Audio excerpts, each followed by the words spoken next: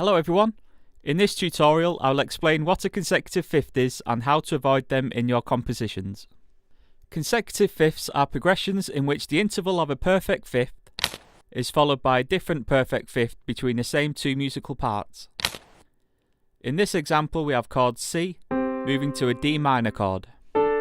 So basically every time that you write two chords that are next to each other, for example C to D minor or A minor to G, you could create consecutive fifths.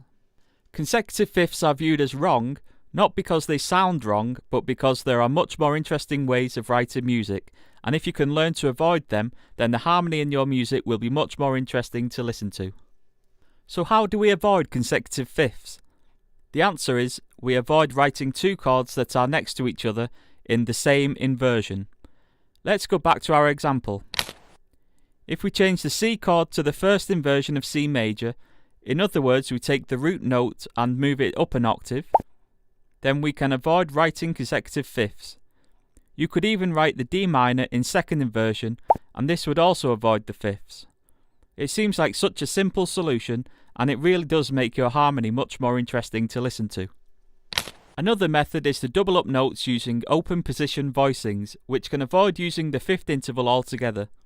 Using this method we get to keep the chords in root position, which could benefit your bass lines. A combination of these two methods will avoid writing consecutive fifths and also help you to create strong bass lines and harmony. That's it for this tutorial. If this video has helped you in any way, then please hit that like button and subscribe for more content like this. Thank you for watching.